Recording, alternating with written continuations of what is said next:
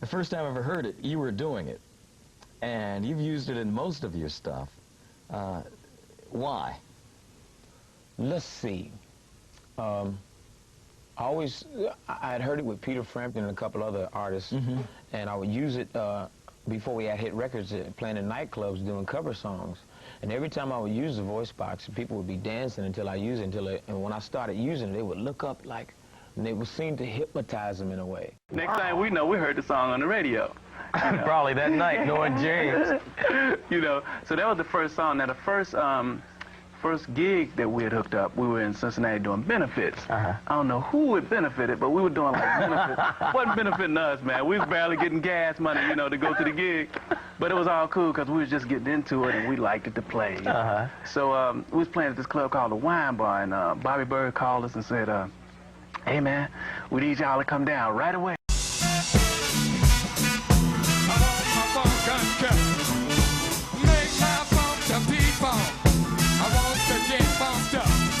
I want the bomb, I want the P-funk. I want my funk uncut. Oh, make my funk the P-funk.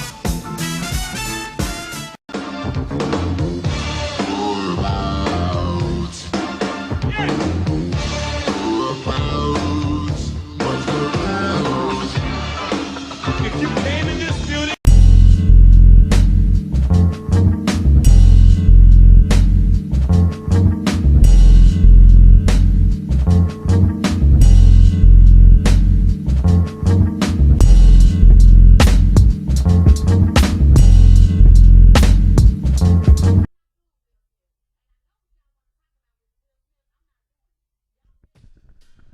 When it comes to hip-hop music, there's been so many subgenres that I've enjoyed, but one of my favorites has got to be G-Funk.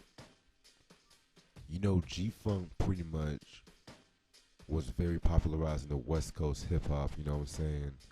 But in my opinion, I've always felt like G-Funk had its origins when it came to like the EPMD song, You Gots to Chill. Because that song had a sample, you know, of Zapp's More Bounce to the Ounce. But then when you have the West Coast, you have acts like Dr. Dre, Snoop Dogg, Above the Law, Digital Underground, you know, who were utilizing P-Funk tunes in their music. And then, you know, when it came to G-Funk, two of the most sample artists has got to be P-Funk and Zapp and Roger. Now, what if I told you that these cats literally almost created a funk revolution with one another, or were at the brisk of creating a funk revolution, as I should say? This is the story about how Zapp and Parliament and Funkadelic had the funk revolution that never happened. Now, before I really get into the story, I want to talk about both artists first. Parliament and Funkadelic pretty much originated as a doo-wop group by the name of the Parliaments. The Parliaments consist of members George Clinton, Ray Stingray Davis, Clarence Fuzzy Haskins, Calvin Simon, and Grady Thomas. They were pretty much formed in 1956 and, you know, popularized that doo-wop style, and they also almost signed some Motown records, but Berry Gordy declined on them because, quote-unquote, they were ugly. And so what ended up happening was that, you know, George Clinton ended up being like a songwriter and producer for Motown for a short while, you know, working on songs with artists such as the Supremes. The Parliaments actually did have one hit single in 1967 called I Want to Testify. However, he actually lost the name to the Parliaments, and he ended up forming Funkadelic in the late 60s, you know, with like a touring band of like Billy Bass Nelson, Eddie Hazel, Tall Ross, Tiki Forward, and Mickey Hatkins. And, you know, with Funkadelic, they were the more out there group, like more influenced by psychedelic rock and heavy metal.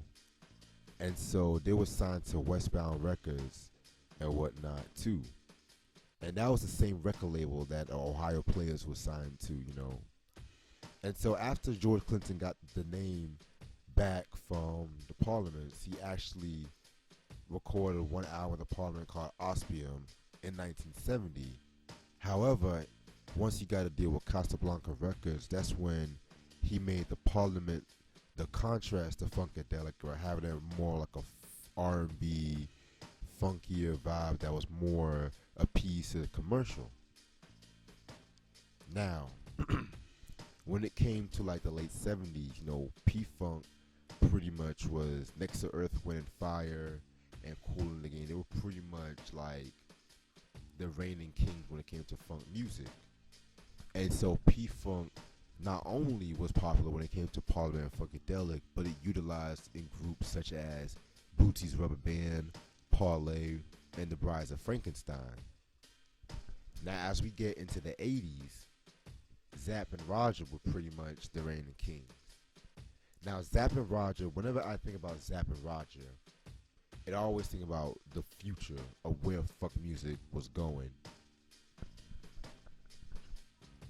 So Zapp and Roger, you know, they consist of members Roger Troutman, Larry Troutman, Lester Troutman, Terry Zapp Troutman, Gregory Jackson, and Bobby Glover. As you can tell, this group was a family affair. You know, family affair of brothers and whatnot. And they really were working together. You know, they really started recording in the mid to late 60s and shit like that. And they went through like different kinds of names before settling onto Zapp. And some of them names include like Roger and the Human Body, Roger and the Veils, Roger and the Hungry People. And they got the name Zapp pretty much from the nickname from Terry Troutman, from what I looked up. And Zapp and Roger, what was interesting about that group was the fact of, you guessed it, Roger Troutman's usage of the talk box. And Roger Troutman was not the first artist to use the talk box, because he even said that he was very influenced by Peter Frampton. And you guys should know about Peter Frampton. Pretty much had one of the greatest live albums, Frampton Comes Alive. And also on an episode of, I want to say it was an old 70s show, Stevie Wonder actually used the talk box himself too. So yeah, man, it's been around since like pretty much like the early 70s, you know what I'm saying? So yeah, Zapp and Roger pretty much had like a more of like electronic feel when it came to their music, compared to like their contemporaries like Rick James and Prince too. And yeah, man, that's one thing about Zapp and Roger. Very, very dope group, you know what I'm saying? Both groups pretty much made an impact when it came to like funk music.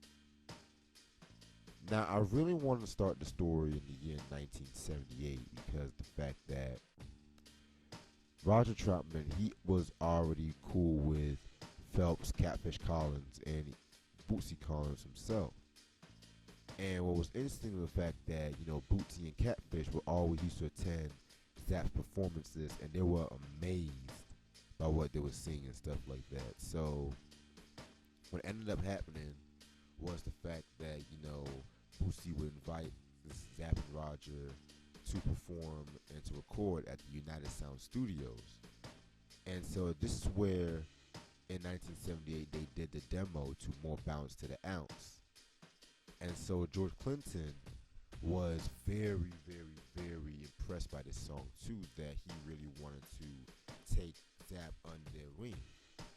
And so what you gotta understand, by 1978, P-Funk was pretty much at their commercial peak at that time, you know what I'm saying? Because you gotta remember, like, in 1978, P-Funk had Parliament dropping. Parliament had just dropped the Motor Booty Affair album in 1978, which that was a very good album. That album ended up being gold, and you know, they had singles such as the Rumpo Steelskin and the Aqua Boogie, a Psychophadisco Bet Tele. You know, I'm just gonna call it Aqua Boogie because they had that long ass name. And then, you know, Funkadelic had the One Nation Under a Groove album, which that album pretty much was a big seller for Funkadelic, as I should say. And what was interesting about that album was it was at a time when they were working with Walter Junior Morrison, who Junior was very popular in Ohio players, and Junior pretty much redefined Funkadelic. Him and George Clinton redefined Funkadelic as more of an R&B based group, like in the leads of Parliament. And with that album, One Nation Under a Groove, man, that's a very sick album. You know, the title track alone, Into You, oh my God, very dope joint, you know what I'm saying? And so, yeah, that album was very successful. And then, mind you, we didn't even talk about Bootsy Collins, because, you know, Bootsy's Rubber Band, they were also having the Player of the Year album from 1978, which, again, another very, very, very good album, in my opinion. That album reached #1 on the R&B charts and number 16 on the U.S. charts. That has some of his most successful songs. It's actually his most successful album to date. It has some of his most signature songs too, like Hollywood Squares, Bootzilla, Very Yes. Oh my God, I love that track. You know what I'm saying? Yeah, man. 1978, P-Funk were definitely at their apex at that time too. You know what I'm saying? So, you know, with Zapp and Roger being under their wing, they started working on what was to be their first album. You know. And, you know, they really started working on this in 1976, you know, in bits and pieces. But it wasn't really until 1978 where George Clinton fully became involved that, yeah, it was going to be something special. Now, as we get to the year 1980, you know, this was around the time when P-Funk were kind of finding signs of slowing down. And this is also around the time, too, when, you know, Zapp and Roger were getting ready to drop their first single, More Bounce to the Ounce. But more about this P-Funk slowing down, because around this time in 1980, they were beginning to have like a lot of personnel issues and also plagued by a lot of lawsuits too. Yeah, and also, you know, George Clinton was heavy on drugs around that time too. And to a lot of people, he was becoming less reliable when it came to the music. So now as we get into July 30th, 1980, Zapp dropped their first album, their self-titled first album. And that album slaps, in my opinion. You know, that was produced, you know, with Bootsy Collins. And that was known for tracks like More Balance to the Ounce, Be Alright, Funky Bounce, which, you know, songs have been sampled a lot of times and whatnot. But my favorite track off that album, in my opinion, was Brand New Player. Love that funky track. Love that bass line. So yeah, this whole album was a very, very, very dope album. Classic album in my opinion. And even the song More Bounce to the Ounce, you know, that peaked at #2 on the R&B singles, #19 on Dance Music, and #86 on the Hot 100. While the album itself, you know, gold and actually reached #1 on a Billboard Hot R&B tracks for 2 weeks in the fall of 1980. And in terms of George Clinton's influence in the studio, you know, Bootsy Collins, you know, when he was talking about the track More Bounce to Ounce, he said, and I quote, George Clinton just happened to step into the studio this night and he really liked this one part that we had already redid on Funky Bounce. He advised us to loop that section and put the other top box parts over it. At this time, this was considered a genius act because you had to actually cut the tape and make the right cut, line it up and loop it. So let us not forget that Dr. Funkenstein was way ahead of his time as well. Yeah, man. And so by the end of 1980, you know, Parliament had just dropped their, you know, their last album on Casablanca, and even like their last album with the original material, you know, in the 80s, and that was Trumpetpulation. This album, even though it has some cuts like, you know, Long Way Around, Agony of Defeat, it wasn't really one of their best albums commercially. And it's interesting too because this album was not just produced by George Clinton. He actually had some help not just from Bootsy, but from Ron Denbar and from Ron Ford. And with this album too, it actually peaked at number 16 on the R&B charts and number 61 on the the U.S. top charts and shit like that. So yeah, man, this album was like a far cry from their peak in the late 70s and shit. So as the year 1980 came to a close, Warner Brothers, Polygram, and CBS all wanted to collaborate to market their funk artists. So this came the banner "Tis the Season to Be Funky," where this campaign focused on their acts such as Parliament, the Sweat Band, Felipe Wayne, from Spinners, Boosie's Rubber Band, and of course Zapp. And so this also led to Roger Troutman participating in a 48-hour-long studio jam session with him, Sly Stone, Bootsy Collins, and George Clinton. And so, yeah, man, that actually results into 4 tracks that never saw the light of day, ended up being shelved. And so, despite the success of the album and the single More Bounce to the Ounce, Zapp's follow-up single, Be Alright, failed to reach the top 20 in March of '81. And so, this also led to talks about working on Roger's solo album, which was originally set to be released on George Clinton's Uncle Jam Records. But George Clinton's poor financial skills was still plaguing. And Roger Troutman, he had a double think, working with George Clinton, especially when it came to his solo album and, his future publishing rights. And so, as we get into the year 1981, Funkadelic was getting ready to drop their final recording with Warner Brothers called The Electric Spanking of the War Babies. Now, the album Electric Spanking of the War Babies was a very interesting one because, for one, the album was very controversial due to its original artwork basically being the picture of a dick. 2, it was originally supposed to be a double album, but due to Warner Brothers at that time losing faith in the whole P-Funk organization, some of the tracks ended up being on later P-Funk releases. More on that later. And I didn't even know that Roger Troutman did some work on this album, because I knew Sly Stone did some work, but yeah, it threw me off guard that Roger actually had to sing on this album too. And even though the album didn't really do too well commercially, it peaked at number 41 on the R&B charts and number 105 on the Billboard 100. I've always found this album to be very underrated. It had some dope cuts and whatnot too. And if I'm not mistaken, I want to say this was also the final album where you have Eddie Hazel, Ray Davis, Gary Scheider, Julie Morrison, Malia Franklin, and Jessica Cleave.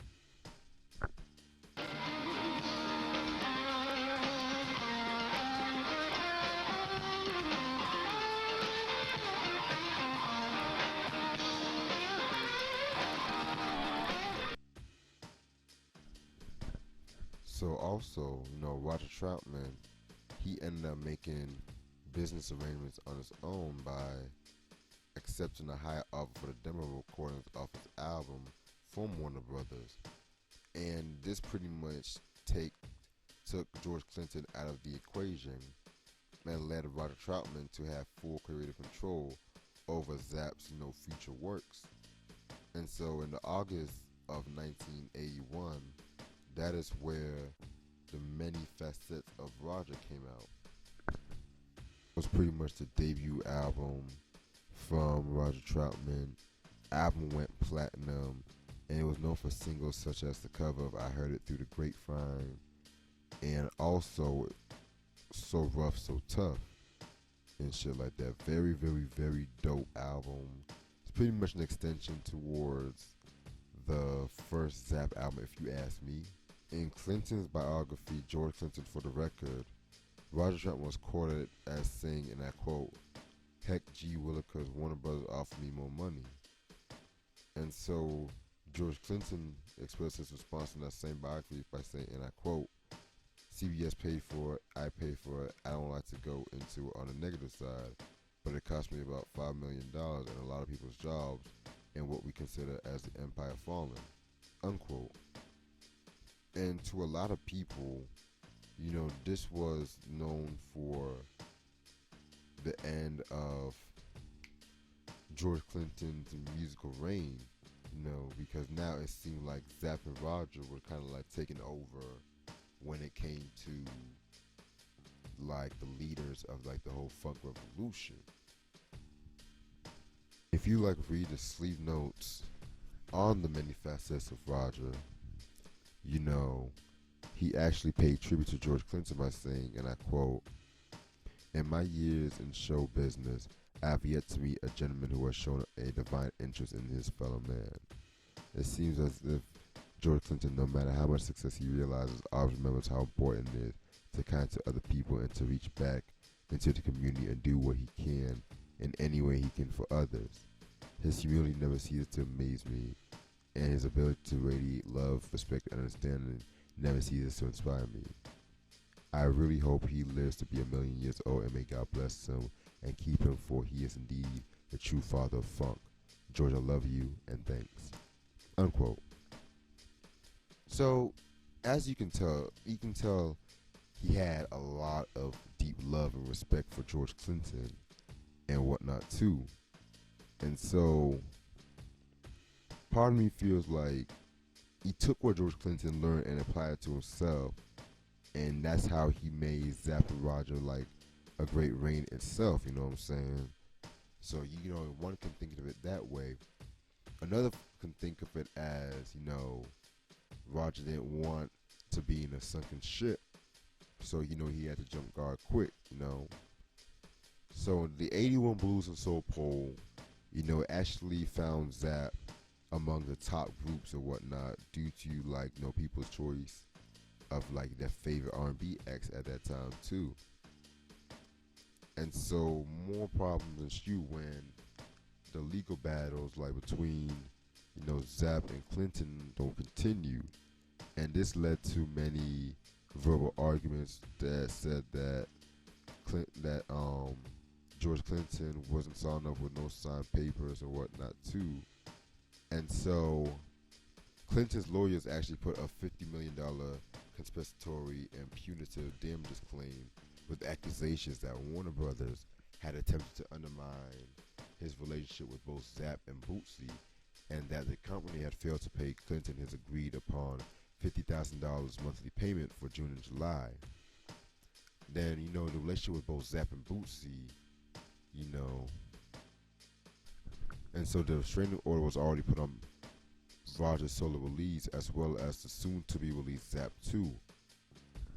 Now, Zapp 2 was released on March 8th of 1982. The album peaked at number 25 on the Billboard 200 and number 2 on the R&B charts. It was known for 3 singles: Do a Diddy, Blow That Thing, A Touch of Jazz, Playing Kinda Rough Part 2, and Dance Floor. You know, and I think Dance Floor was like the biggest track off that album and whatnot. This whole album, in my opinion, has got to be like, again, another one of Zapp's best albums. It's not as good as Zapp 1 in my personal opinion, but at the same time, this pretty much solidified them as a household name in my opinion.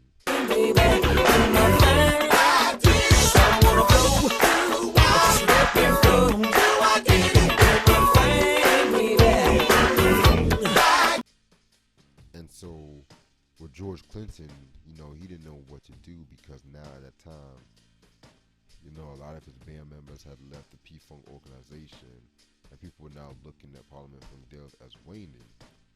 That was until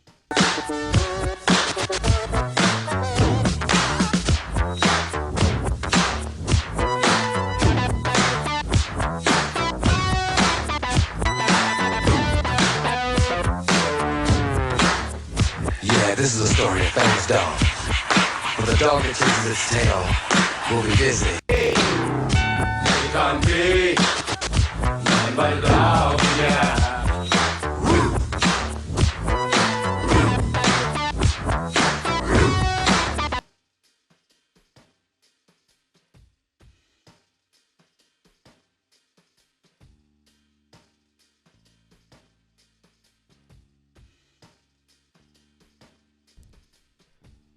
Yes, that was until the mega hit Atomic Dog came out in 1982. Interesting story about this track, though. This was amongst the tracks that was supposed to have been on the Electric Spanking Babies album and stuff like that. However, due to the bad, management dealings and the trimming down of the album, this was another one of those tracks that, resurfaced. And so when George Clinton was actually recording this track, he was actually like in like a drug-induced haze. And so he came in just when like producers and engineers were working on it, and he pretty much was ad-libbing on it. And pretty much after he ad-libbed, they liked how he was on the track and whatnot. But, despite it being like a popular song now, when it comes to cookouts and, Q-Dogs and stuff like that, it was pretty much almost banned in the radio stations at that time too. Mostly due to like George Clinton's reputation at that time too, business and, with his drug addiction too, you know what I'm saying? But it ended up, reaching #1 on the Hot Black Singles charts, #1, and also the bubbling Hot 100 and shit too. So, yeah, man, this song and the Computer Games album pretty much, rejuvenated George Clinton for a little bit. And Computer Games album, that was pretty much released on November 5th, 1982. It peaked at #3 on the R&B Hip Hop Albums chart and #40 on the Billboard 200. So yeah, this whole album was very, very, very dope. Pretty much the last triumph when it comes to the whole P-Funk organization. And so, as for Zapp, this pretty much, led to them having full creative control, and they were also putting like a lot of people on when it came to, people in, Dayton, Ohio. This led to some side projects, including their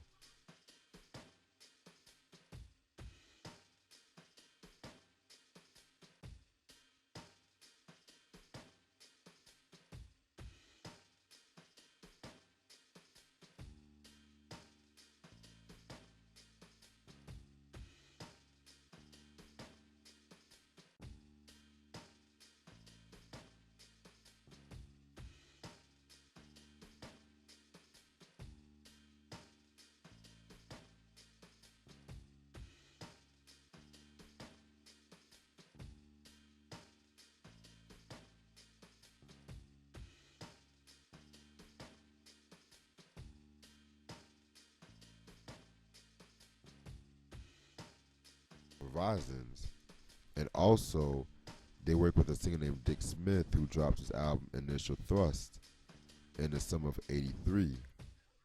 And so you also had, Zapp 3 came out in '83, and of course Roger Troutman's second album, The Sucker Continues. And now, as we got into the '80s and whatnot, pretty much Zapp and Roger and P-Funk, they were later on being influenced when it came to, West Coast hip hop too. They're sampling them for G-Funk tracks and shit like that too. And as we get into 1989, Zapp dropped their 5th studio album, Zapp 5, or Zapp 5 to be exact. Yeah, Zapp 5 pretty much was released on September 9th, 1989, and it was actually the last full-length album to have both Roger and Larry before their death in 1989. Yeah, this was actually a very dope album in my opinion. Had like a nice little late 80s R&B funk feel to it, songs like I Play the Talk Box. They had a few covers too, like Ooh Baby Baby from Smokey Robinson and the Miracles. And you also had a cover of the Ohio Players song Fire. once again, you know, Roger Troutman paid tribute to George Clinton when it came to not only the liner notes where he says, and I quote, "Thanks also to George Clinton and Bootsy Collins. No matter our differences, I still love and respect you both. I am ever grateful for your faith in my talent. May all good come to you." He also talked about George Clinton on the track Back to Basics and whatnot, which was very influenced by the bass vocals of Ray Davis.